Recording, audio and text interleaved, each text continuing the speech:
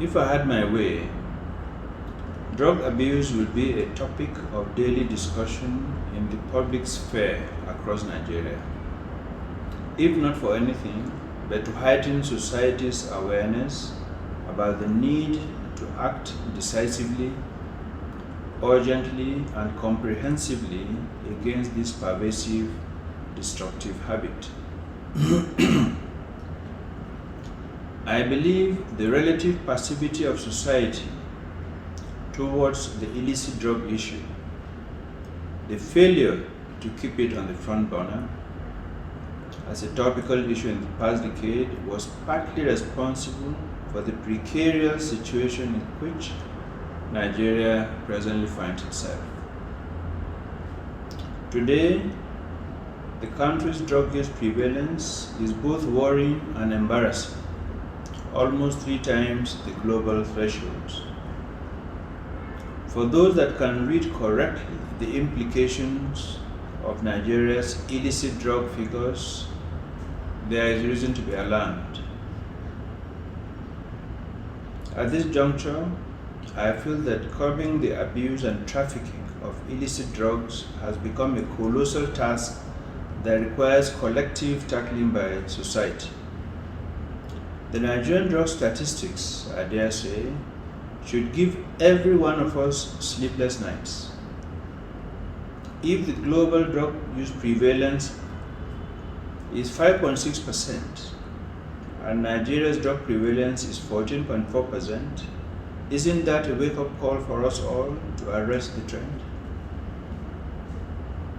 With the benefit of my experience as chairman of the Presidential Advisory Committee on the Elimination of Drug Abuse, PASIDA, and my present assignment here with the National Drug Law Enforcement Agency, I have come to realize that while indeed a large section of our society claims to know what the term drug abuse implies, the understanding is vague and shallow.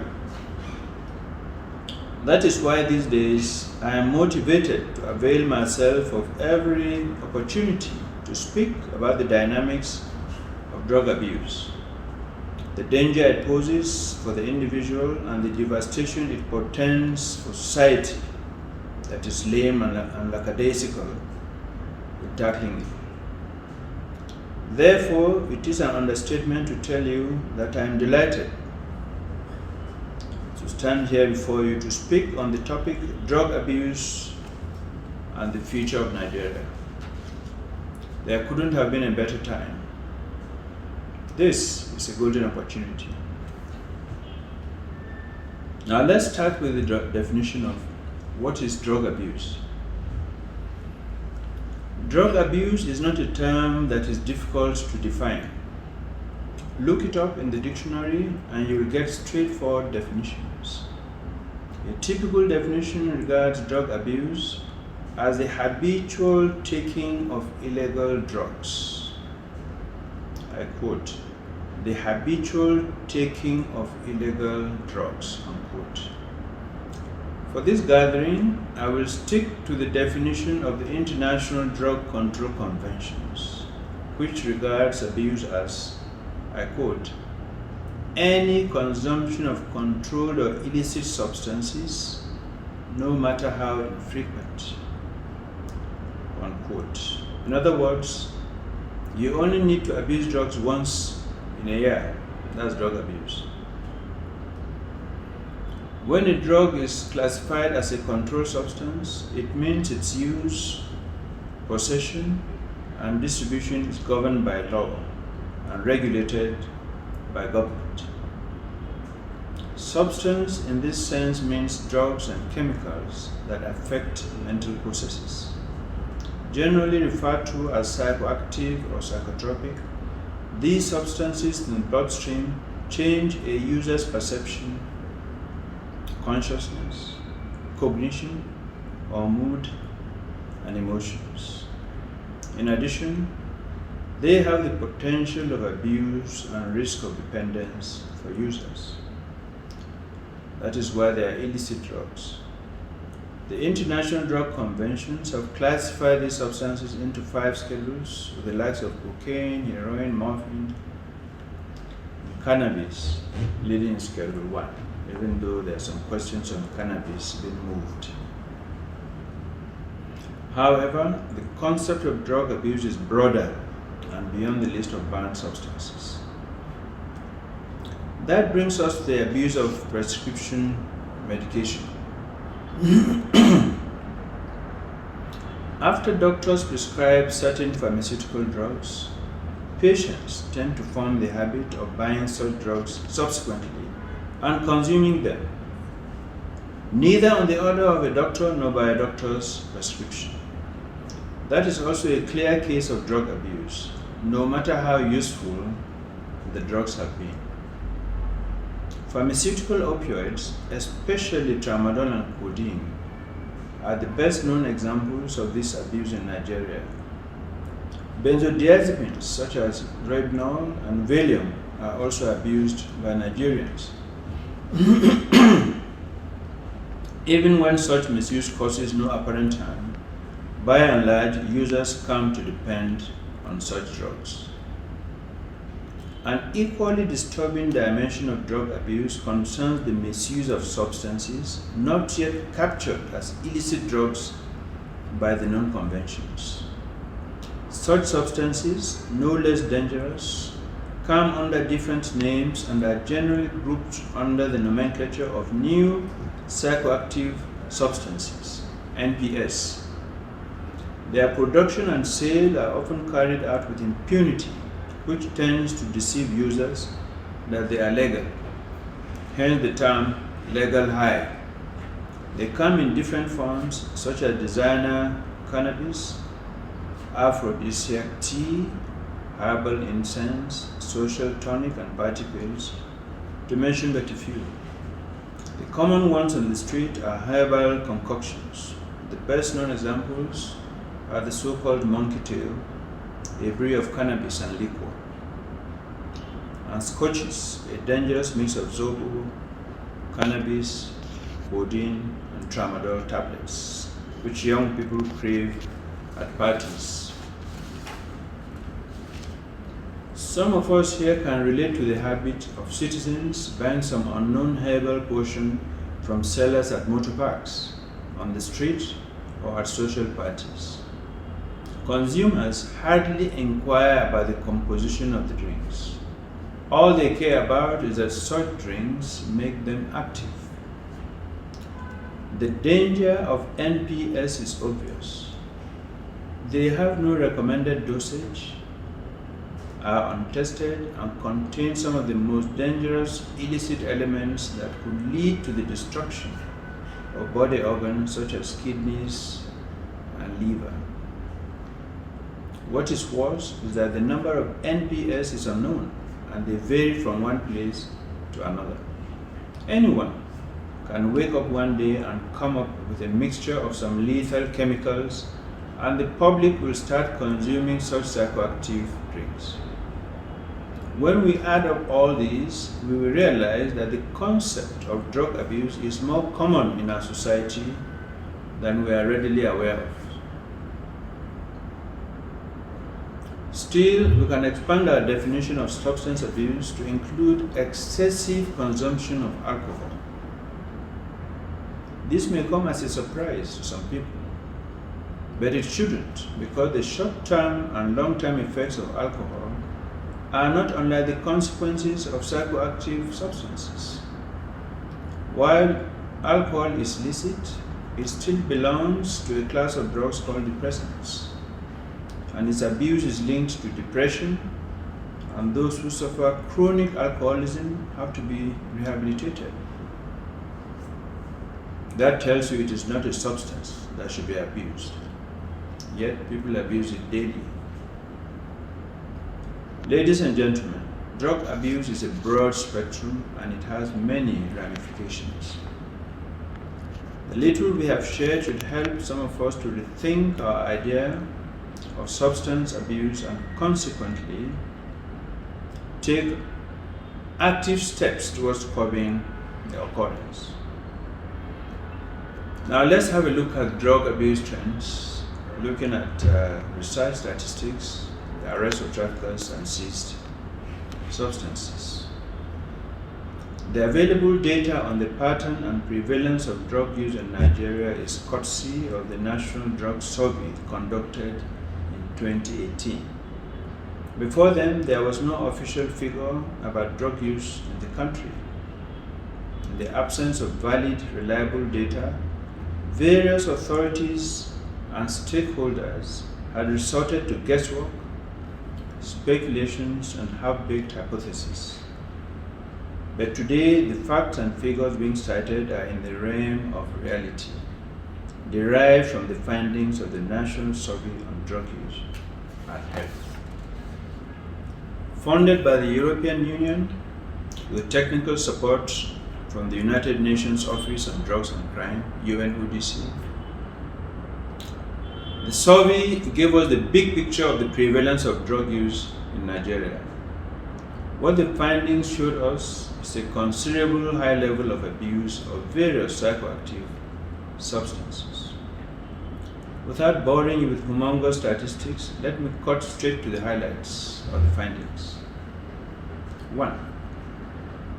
Not less than 14.3 million Nigerians abuse drugs. 14.3 million Nigerians between the ages of 15 and 64 years.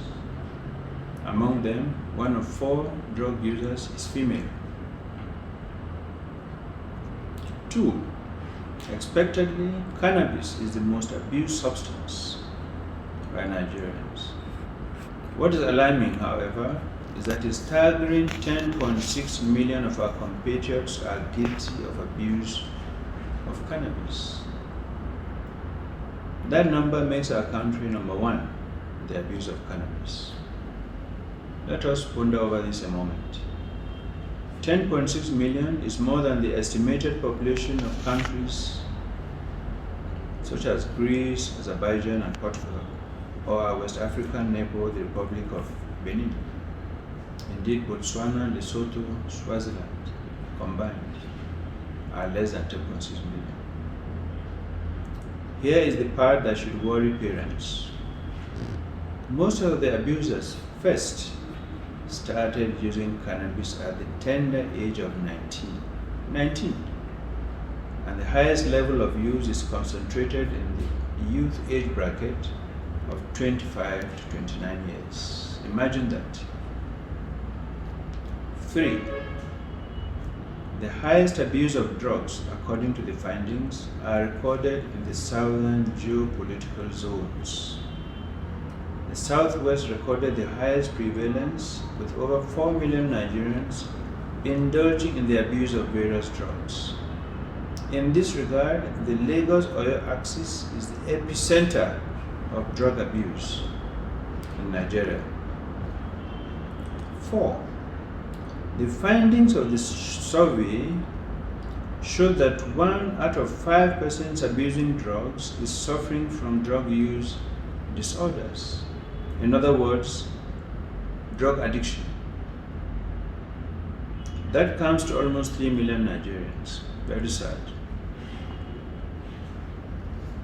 Let us next consider drug abuse and the future of Nigeria, a case for united action by society.